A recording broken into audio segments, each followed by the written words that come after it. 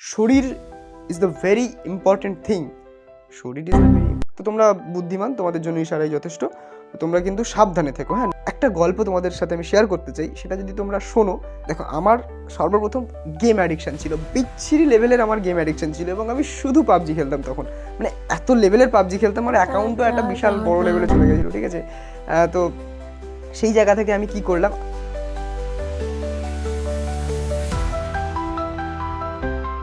ওকে, তো নতুন বছর চলে এসছে তোমাদের সবার কাছে। এটা একটা অন্য বছর, আগের বছরগুলোর তুলনায়।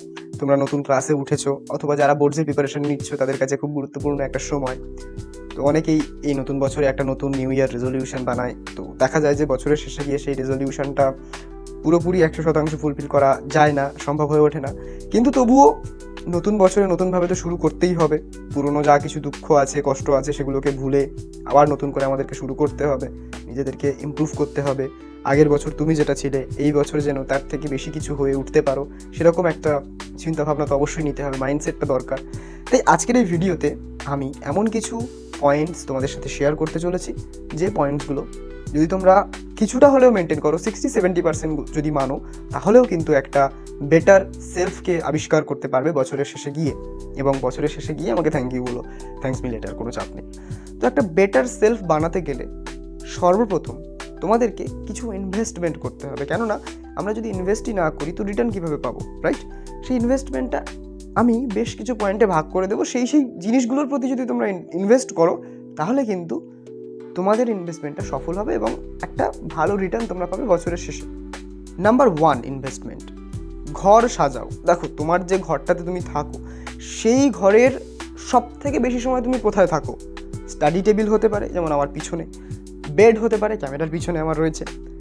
এই দুটো জায়গা যেখানে তুমি সব থেকে বেশি টাইম স্পেন্ড করো, সেই দুটো জায়গাকে ভালো করে সাজাও। দেখো, একবার একটা দিন যদি সময় নিয়ে সাজাও, যেমন আমি পিছনের টেবিলটাকে সাজিয়েছি একটা দিন সময় নিয়ে, এবং প্রত্যেক দিন 5-10 মিনিট করে সময় যদি তুমি ইনভেস্ট করতে পারো এই সাজানোটাকে মেনটেন রাখতে, তাহলে কিন্তু একটা বেটার ইম্প্যাক্ট পড়বে তোমার লাইফে। এটা তোমরা মিলিয়ে নিও, একটা মাস করে দেখো। নাম্বার 2, অভ্যেস তৈরি করো। কিসের অভ্যেস? প্রতিটা জিনিসের অভ্যেস। সেই জিনিসগুলো আস্তে আস্তে আমি বলছি, সেই জিনিসগুলোকে তোমরা লিস্ট আপ করো, একটা খাতা নিয়ে লেখো, অ্যান্ড দেন নিজের হ্যাবিটের মধ্যে সেই সব জিনিসগুলোকে ইনক্লুড করো, ঠিক আছে? এই অভ্যেস তৈরি করাটা কিন্তু অত্যন্ত চ্যালেঞ্জিং একটা কাজ। যে নিজের অভ্যেসগুলোকে পরিবর্তন করতে পারে, সেগুলোকে রিকনস্ট্রাক্ট করতে পারে, সে কিন্তু অভ্যেসের দাসত্ব থেকে মুক্তি লাভ করে। তখন অভ্যেস তার দাস হয়ে যায়। আমি নিজেও বহু অভ্যেসকে আমি ত্যাগ করেছি, একটু সময় সাপেক্ষ করেছি, তার জন্যই কিন্তু আমি অনেক বেটার রেজাল্ট পেয়েছি। Number 3, health consciousness.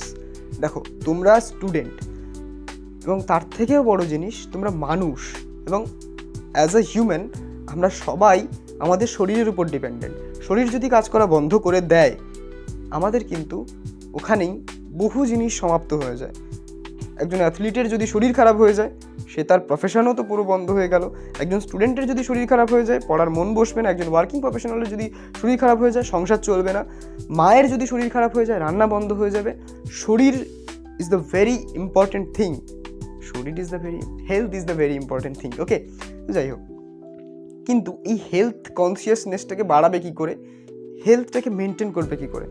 ভালো হেলথ সবার কিন্তু দরকার আজকালকার যুগে। নাম্বার 1, ওয়ার্কআউট হচ্ছে শরীরের সব থেকে বেশি দরকারি একটা জিনিস।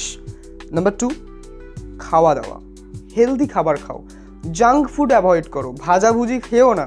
ধরো সপ্তাহে মাসে 1-2বার চলে যায়, বাট কন্টিনিউয়াসলি তুমি মোমো খেয়ে যাচ্ছ, কন্টিনিউয়াসলি তুমি চাউমিন খেয়ে যাচ্ছ। এইগুলো যদি তোমরা করো, শরীরের পক্ষে কিন্তু প্রচণ্ড ক্ষতি করে এই জিনিসগুলো। এবং নাম্বার 3, ওয়াটার ইনটেক খুব দরকারি। একটা গ্লোয়িং স্কিনের জন্য ওয়াটার ইনটেক দরকারি, ভালো ডাইজেস্টিভ সিস্টেমের জন্য ওয়াটার ইনটেক দরকারি। এবং তুমি যা কিছু করবে শরীরের, মানে ওই বলে না যে জলই জীবন, তাই জল ছাড়া জীবন অচল। তো চেষ্টা করো তোমাদের যতটা ওয়েট, সেই ওয়েট অনুযায়ী নির্দিষ্ট পরিমাণে জল পান করার প্রত্যেক দিন। কিন্তু এই সময়টা নিজেকে দাও, এই হাইড্রেট করো নিজেকে, এটা কিন্তু খুব খুব দরকারি। আমার প্রতিটা ভিডিওতে তোমরা দেখবে আমি হাইড্রেট করার উপরে কত কত জোর দিই, কেননা এটা খুব দরকার এবং আমি নিজেও মেনটেন করি এটা, এবং এটা খুব ভালো লাগে। কারণ একটা সময় আমি নিজেই 500 ml 1 লিটার করে জল খেতাম, কিন্তু এখন আমি নিয়মিত 3 লিটার 2.5 লিটার থেকে 3.5 লিটারের রেঞ্জের মধ্যে কিন্তু প্রত্যেক দিন আমি জল খাই, ঠিক আছে? তো এই জল খাওয়াটা খুব ইম্পর্টেন্ট। তারপরে যেটা সবথেকে বেশি ইম্পর্টেন্ট, হেলথের সম্পর্কে নলেজ নিতে সময় ইনভেস্ট করো। ভালো ডায়েটিশিয়ানের বুক পড়ো, কিংবা ভালো কোনো সায়েন্টিস্টের বুক পড়ো যেখানে হেলথ নিয়ে রিসার্চ করা হয়েছে বা হেলথ নিয়ে কিছু ইনফরমেশন দেওয়া হয়েছে। জীবনবিজ্ঞান বইগুলো পড়ো, 9-10 যে জীবনবিজ্ঞান বই, সেখানে হেলথের সম্পর্কে অনেক তথ্য দেওয়া থাকে, সেগুলো পড়ো। ক্লাস 11-12 বায়োলজি পড়ো। দেখো, biology is not about reproduction, শুধুমাত্র রিপ্রোডাকশান কিন্তু বায়োলজি হতে পারে না। এটা অনেক স্টুডেন্টের কাছে কিন্তু এই ব্যাপারটা যে আমি ভালো রিপ্রোডাকশান জানি তার মানে আমি বিশাল বায়োলজি জানি, না। শরীরের প্রত্যেকটা অঙ্গ প্রত্যঙ্গ ইম্পর্টেন্ট, ঠিক আছে? হাতের আঙুল থেকে শুরু করে মাথার চুল থেকে শুরু করে পায়ের নখ সবই ইম্পর্টেন্ট। প্রত্যেকটা জিনিস সম্পর্কে নলেজ নাও, প্রপার নলেজ নাও, ঠিক আছে? এই যে ইউটিউবে দেখবে যে সে এসে হেলথ সম্পর্কে কিছু বলে যায়, তাদের সার্টিফিকেশন নেই, যেমন আমিই তোমাদের সামনে বলছি, কিন্তু আমি আবার যেখান থেকে শিখেছি সেগুলো কিন্তু ডক্টরদের থেকে শেখা। তোমরাও সেরকম ট্রাস্টেড কোনো সোর্স থেকে, কেননা আমি তোমাদেরকে যেটা শেয়ার করছি সেটা আমি নিজেও পালন করছি, রাইট? আমি কোনো ইন্ডাস্ট্রি বা কোনো ফিটনেস ইন্ডাস্ট্রি বলো বা কোনো ফুড ইন্ডাস্ট্রি বলো, তার সাথে আমি যুক্ত নেই। সেজন্য আমি নিউট্রাল একটা ওপিনিয়ন দিতে পারছি। কিন্তু অনেক সময় প্রমোশনের জন্য কিন্তু মানুষ অনেক নিচে নেমে যায়, তো সেখানে অনেক ওয়াইয়াদ জিনিসের প্রমোশন করে। এই জিনিসগুলো থেকে তোমরা সাবধানে থেকো। এবং জিম করছো ভালো কথা, ওয়ার্কআউট করছো ভালো কথা, প্রোটিন ইনটেক করো, কিন্তু দেশি খাবার খাও, একদম বাড়ির যেগুলো রেগুলার ভাত ডাল সয়াবিন এগুলো খাও, এগুলোতে অনেক উপকারী। বাকি কিন্তু আমি আর কিছু বলতে চাই না এই বিষয়ে, বললেই এক্ষুনি বড় কথা হয়ে যাবে। তো তোমরা বুদ্ধিমান, তোমাদের জন্য ইশারাই যথেষ্ট। তোমরা কিন্তু সাবধানে থেকো, হ্যাঁ? নলেজটা গেইন করো, নলেজটা দরকার। ডাক্তারের অ্যাডভাইস নাও, পরামর্শ নাও, কনসালটেশন নাও, তারপরে কোনো জিনিসকে তোমরা নিজের শরীরে প্রবেশ করাও, ওকে? অ্যান্ড দেন তারপরের পয়েন্ট, সব থেকে গুরুত্বপূর্ণ জিনিস, এটা অনেকে অ্যাভয়েড করে, 90% মানুষেরা এই জিনিসটাকে মাথায় রাখে না, এই জিনিসটার সম্পর্কে ভাবেই না, সেটা হলো নতুন পোশাক। তোমরা পুজোতে নতুন পোশাক পরো, যে কোনো রিচুয়ালসে নতুন পোশাক পরো, পরে ঘুরতে যাও, বেড়াতে যাও, কিন্তু এই যে নতুন বছর, একটা নতুন শুরু, এই শুরুটা তোমরা নতুন পোশাক দিয়ে করো না, নর্মাল ডেজের মতন উদযাপন করো। আমি ছোটোবেলায় আমার স্কুলের একজন শিক্ষক ছিলেন, ওই স্যারের থেকে আমি প্রচুর কিছু শিখেছিলাম। মানে উনি বায়োলজি পড়াতেন এবং জীবনের শিক্ষা দিয়ে গেছিলেন, তো ওনার থেকে আমি প্রচুর কিছু শিখেছিলাম। তো ওনারই একটা কথা আমি সবসময় ফলো করি, যে পোশাক আমাদের মুডকে অনেকাংশে নিয়ন্ত্রণ করে। আমরা যদি পরিষ্কার পরিচ্ছন্ন পোশাক পরি, তাহলে আমাদের যে ভাবনাগুলো সেগুলো কিন্তু পরিষ্কার এবং স্বচ্ছ হয়। এবং এর পরের পয়েন্ট, যেটা ভীষণ গুরুত্বপূর্ণ একজন ছাত্রের ক্ষেত্রে বিশেষ করে, কেননা এই সময়টা কিন্তু তোমাদের সৃজনশীলতার বিকাশের সময়। তোমরা সৃষ্টিশীল হবে কতটা, সেটা কিন্তু নির্ধারণ করে এই সময়ে তোমরা কী কী ইনপুট নিজের মধ্যে দিচ্ছ। তাই আমার সাজেশন এটা থাকবে, তোমরা নিয়মিত 20 থেকে 30 মিনিট শিল্প চর্চা করো, রাইট? শিল্প চর্চা কিন্তু দরকার।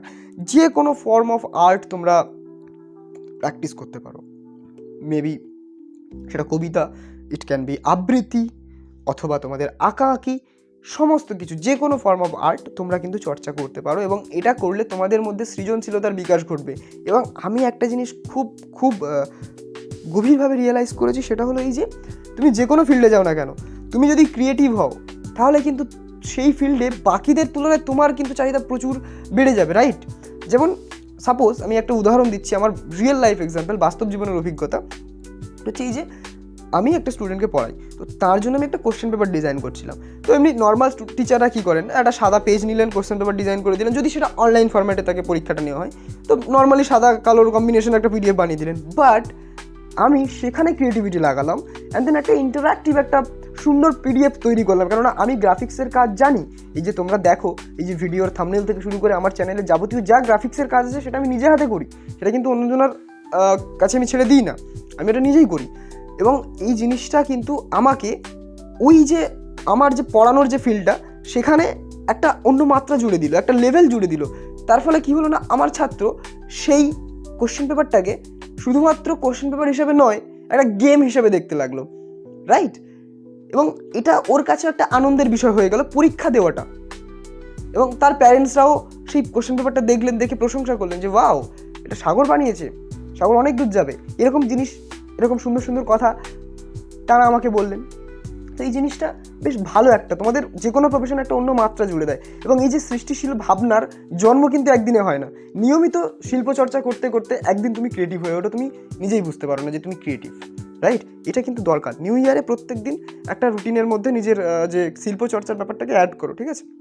এরপর যেটা সব থেকে বেশি গুরুত্বপূর্ণ বলে আমি মনে করি, বাকিগুলো তুমি করলে কি না করলে, কতটা করলে, সেটার থেকে বেশি ইম্পর্টেন্ট এটা যেন তুমি মাস্ট করো, রাইট? ভিডিওটা লম্বা হয়ে যাচ্ছে, বাট কোনো ব্যাপার না, একটু সময় নিয়ে ভিডিওটা দেখো। আশা করি তোমার জীবনের এই যে সময়টা তুমি এখানে দিচ্ছ, এটা ইনভেস্টমেন্ট, এটা ওয়েস্ট নয়, এটা ওয়েস্টেজ একদমই নয়।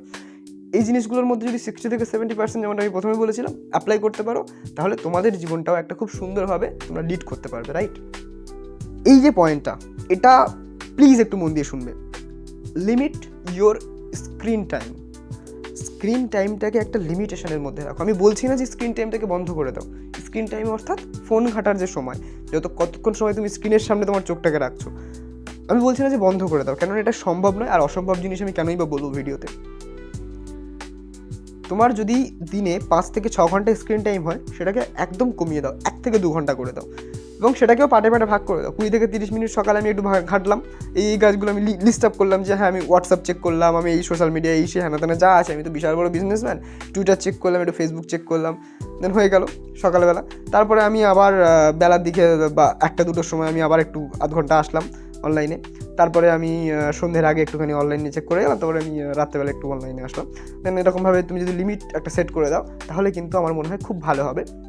এবং যদি তোমার মনে হয়ে থাকে যে ফোনটা আমাদের ডিস্ট্রাকশন, তাহলে কিন্তু একটা গল্প তোমাদের সাথে আমি শেয়ার করতে চাই। সেটা যদি তোমরা শোনো, তাহলে তোমরা বুঝবে যে না, এটা আমাদের সমস্যা একার নয়।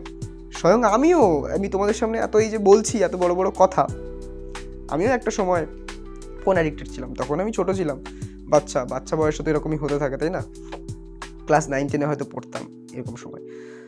হ্যাঁ, তো তখনকার দিনে তুমি তখন ভাবতেই পারো যে তখন আমি কি করে ফোন পেলাম, 9-10-এর বাচ্চা একটা ফোন ঘাঁটছে। আমি সব থেকে বেশি অ্যাডভান্স ছিলাম, ঠিক আছে? তোমরা যেটা ভাবো যে তোমরাই অ্যাডভান্স, আমি কিছু জানি না, আমি অ্যাডভান্স ছিলাম, ঠিক আছে? তখন আমার কাছে ফোন ছিল, ফোন এদিকে না পেলে আমি বাবা মায়ের ফোন থেকে ঘাঁটতাম, ঠিক আছে? এত বড় ফোনের নেশা ছিল আমার। যাই হোক, সেটা পরের কথা। কিন্তু আমি কীভাবে সেই ডিস্ট্রাকশন থেকে মুক্তি পেলাম, সেটাই তোমাদের কাছে আমি শেয়ার করতে চাই, যেটা তোমাদের কাজের কথা। সেটা হচ্ছে এই যে দেখো, আমার সর্বপ্রথম গেম অ্যাডিকশান ছিল, বিচ্ছিরি লেভেলের আমার গেম অ্যাডিকশান ছিল। এবং আমি শুধু পাবজি খেলতাম তখন, মানে এত লেভেলের পাবজি খেলতাম, আমার অ্যাকাউন্টও একটা বিশাল বড় লেভেলে চলে গেছিলো, ঠিক আছে?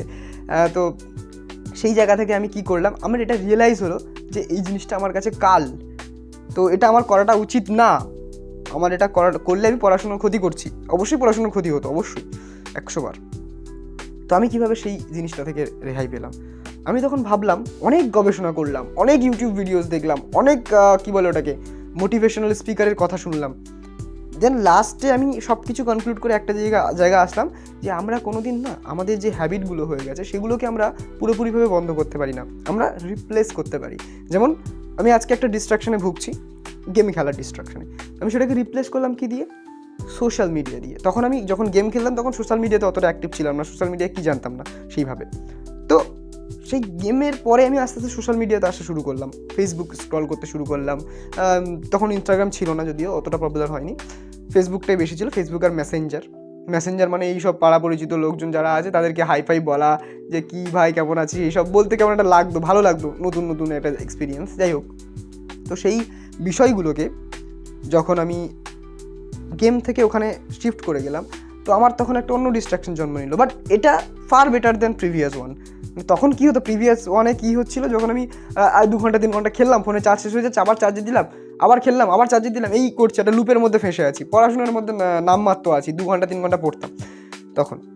কিন্তু এখানে একটা সময় পরে 1/2 ঘন্টা 1 ঘন্টা স্ক্রল করার পরে নিজেরই মাথা ব্যথা করবে যে ধুস আর ভালো লাগে না, একই তো জিনিস, একই তো সেই একই ব্যাপার। তো এই ব্যাপারটা আস্তে আস্তে আমার কী বলে ডিস্ট্রাকশনের লেভেলটা কমলো। দেন আমি ভাবলাম যে না, এবার আমাকে সোশ্যাল মিডিয়াটাও ত্যাগ করা উচিত, রাইট? তারপর আমি কী করলাম, সোশ্যাল মিডিয়ার হেল্প নিয়েই আমি সোশ্যাল মিডিয়া ত্যাগ করলাম। কীভাবে? সোশ্যাল মিডিয়াতে অনেক পেজ আছে, অনেক মানুষ আছেন যারা খুব সুন্দর লেখালেখি করেন, এবং সেই লেখালেখি আমি তখন পড়তে ভালোবাসতাম। তোমাদের ক্ষেত্রে হতে পারে সেটা আঁকাআঁকি বা তোমার পছন্দসই কোনো কিছু, সেটা কিন্তু সোশ্যাল মিডিয়াতে তোমরা পাবে। তো সোশ্যাল মিডিয়া সেই সমস্ত জিনিসগুলোকে আমি ফলো করতে শুরু করলাম। এর ফলে কী হলো, যে উল্টোপাল্টা ভিডিওস, উল্টোপাল্টা রিলস, তখন তো রিলসের এত জামানাই ছিল না, তখন ওই ধরো 3-4 মিনিটের একটা ভিডিও ছিল, সেই ফানি ভিডিওস, সেই হানা টানা সব কিছু, তারপর অন্য প্রোফাইল, নতুন নতুন লোকজন, ফ্রেন্ড রিকোয়েস্ট পাঠানো, এইসবই তখনকার জিনিসপত্র ছিল। তোমার কী হয়েছে, ওই জিনিসগুলোকে সরিয়ে আমি সেই সমস্ত মানুষগুলোকে আমার ফিডে অ্যাড করতে শুরু করলাম, আস্তে আস্তে ফলো করতে শুরু করলাম সেই সমস্ত জিনিসগুলোকে। আমি আবৃত্তি শিখলাম, রাইট? আমি নিজেকে আবৃত্তি শেখালাম তখন। তার আগে আমি আবৃত্তির আও জানতাম না, এখনও জানি না, বাট এখন পাঠ করতে পারি বলে মনে হয় আমার, অল্প অল্প। তো সেই জিনিসটা আমি নিজেকেই শিখালাম, প্রত্যেকে না, ফেসবুক থেকে। এবং সেইভাবে আস্তে আস্তে আমি শিল্পের প্রতি ইনক্লাইন্ড হয়ে পড়লাম ফেসবুক থেকেই। তারপরে কি হলো, আমি বই কেনা শুরু করলাম। তখন বই পড়ার সময় দিচ্ছি, মানে সময়টা যখন ফেসবুকে দিচ্ছিলাম, সেই সময়টাকে আমি কনভার্ট করে বই পড়ার দিকে দিচ্ছি, বইয়ের সাথে দিচ্ছি। দেন আস্তে আস্তে সেই 4 ঘন্টা 5 ঘন্টা সোশ্যাল মিডিয়া করতে করতে আমি হঠাৎ করে 1 ঘন্টা আধ ঘন্টা সোশ্যাল মিডিয়াতে নেমে এলাম। দেন আস্তে আস্তে আবার আমার সায়েন্স নিয়ে ভর্তি হলাম। দেন পড়াশোনার চাপ বাড়লো, আমি বুঝতে শিখলাম যে হ্যাঁ, পড়তে হবে, রাইট? কারণ আমার যদি তখন গেম অ্যাডিকশনটা থাকতো, আমি ক্লাস 11-12 সায়েন্সে আমি নির্ঘাত ছড়াতাম, এটা আমি গ্যারান্টেড, ড্যাম শিওর। তো সেই ব্যাপারটা, নিজেকে সামলে নেওয়ার যে ব্যাপারটা, এই ব্যাপারটা আমি করেছি। একটা জিনিস থেকে রিপ্লেস হয় আরেকটা জিনিস, সেখান থেকে আরেকটা জিনিস, এবং এইভাবে একটা ভালো জিনিস তৈরি করা। ভালো জিনিস কিন্তু রাতারাতি হয় না। ওয়ারেন বাফেটের একটা খুব সুন্দর উক্তি আছে। বিল গেটস যখন ওয়ারেন বাফেটকে জিজ্ঞাসা করেছিলেন যে আপনার ইনভেস্টমেন্ট প্ল্যান এত সহজ, আপনি স্টক কেনেন, আবার সেটাকে হোল্ড করেন, যখনই দাম বেড়ে যায় সেল করে দেন, তো কেন মানুষ এই প্রসেসটা ফলো করে না? তখন ওয়ারেন বাফেট বলেছিলেন যে মানুষ চায় না ধীরে ধীরে বড়লোক হতে, মানুষ চায় রাতারাতি বড়লোক হতে, তাই জন্যে তারা এই প্রসেসটার উপরে স্টিক থাকতে পারেন না। তাই ট্রাস্ট দ্য প্রসেস। অবশ্যই একটা প্রসেসের মধ্যে যদি তুমি থাকো, সেটা শেষ হওয়ার পরে কিছু না কিছু রেজাল্ট অবশ্যই তুমি পাবে। মানে তোমার এক বিন্দুও ঘামের ফোঁটা নষ্ট হবে না, পরিশ্রমের ফল অবশ্যই তুমি পাবে। শুধুমাত্র চোখ বন্ধ করে পরিশ্রম করে যাও, কর্তব্য পালন করে যাও, আর কিচ্ছু দেখো না, ব্যাস এটুকুই, আর কিছু না। আর একটা ছোট্ট পয়েন্ট, ছোট্ট হলেও এটার গুরুত্ব অনেক।